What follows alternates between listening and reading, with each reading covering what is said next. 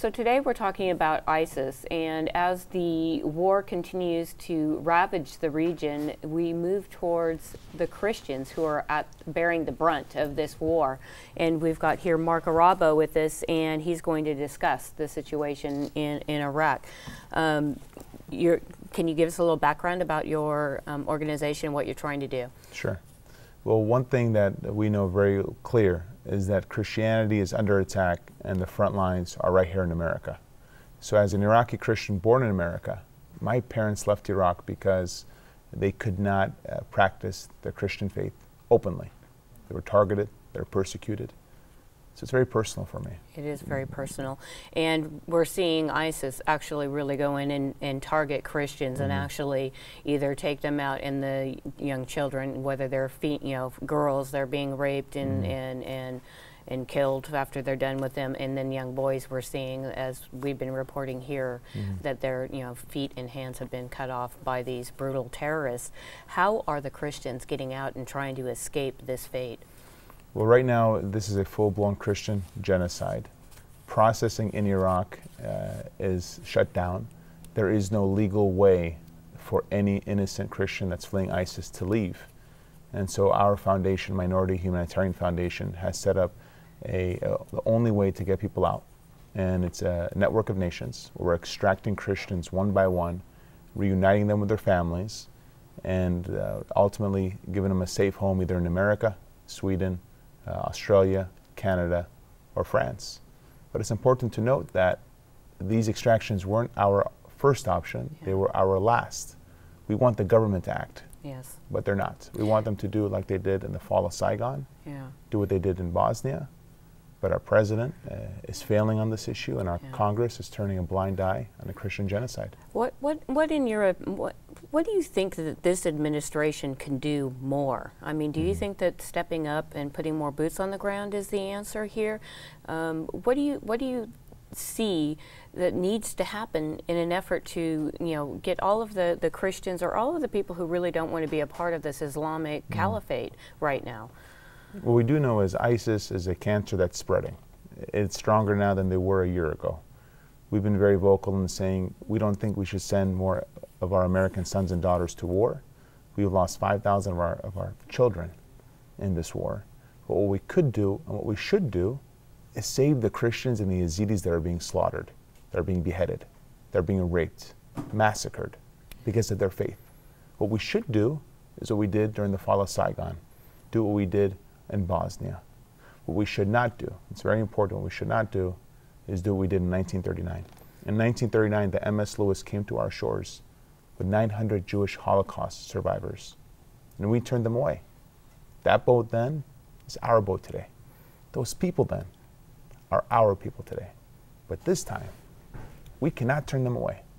And our president is doing just that, because he's failing to act, failing to lead. This isn't a political issue. I'm a Democrat. I'm a candidate Democrat. Obama's not helping Christians. But Congress as well. Our Congress isn't passing a simple legislation we have right now, House Bill 1568. They're not acting. And innocent people, innocent children are dying. We're getting massacred. Yeah, often at the hands of U.S. weapons that have been taken by the terrorists, because the Iraqi army refused to actually take up arms and fight against the terrorists. Now, much has been said that the administration suggests that these refugees head to Jordan, head to Turkey, where there are large refugee camps. Literally millions have been displaced in this fight. Do you know anything about the conditions? Are any of the people on your radar going to the refugee camps? And if they are, can you explain that a little bit to our viewers? To give some historical knowledge, in 2003 there was 1.5 million Christians in Iraq. Today there's less than 300,000. And of the 300,000, 160,000 are displaced. And these are the oldest Christians in the world, descendants of Abraham, baptized by St. Thomas, that have been there before any other faith. And now, the death of Christianity in the Middle East is on the verge, and we're not acting as a nation. As far as the camps, we have folks that are helping people in the camps, and they're in poor conditions. People are dying because they don't have diapers, food, water, clothes. Half of the people in these camps are children. Yeah. Half of them are little boys and girls, 5 years old, 6 years old, 7 years old, that don't know what it is to be a martyr. Yeah. They just want to be a kid. Yeah. And our government isn't acting.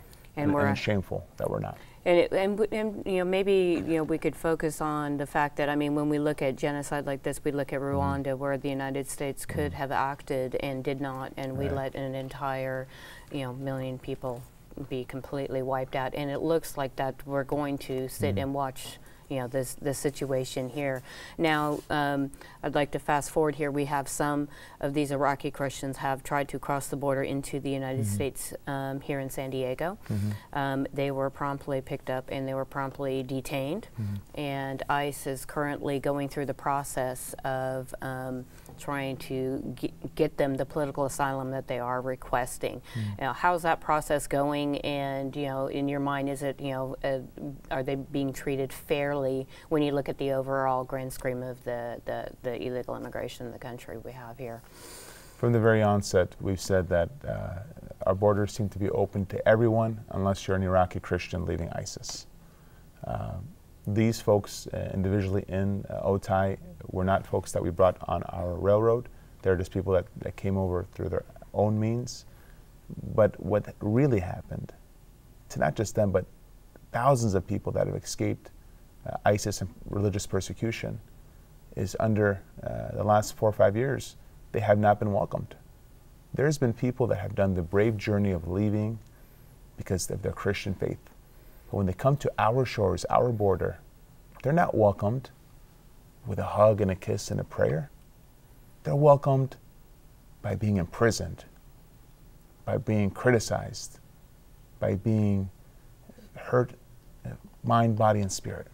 Yeah, and it must be difficult when we see headlines, you know, of literally illegal aliens have been deported several times. They come back and commit horrific crimes, and yet, you know, you're seeing refugees trying to leave an incredibly difficult situation in the Middle East. I mean, it is on the headlines. It's not like they're just trying to come because they feel like moving to the United States. They're leaving horrific situation, and it looks like your organization's trying to do a lot to help them out. And for the folks out there listening, can you give us your information where they can find you if they want to help out? And sure. minorityhf.org.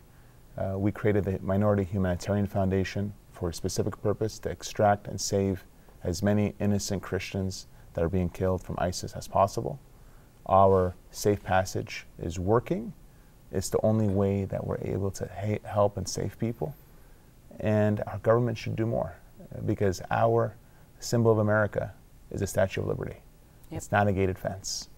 And for them to not impose any laws on the border, unless you're a Christian, is shameful.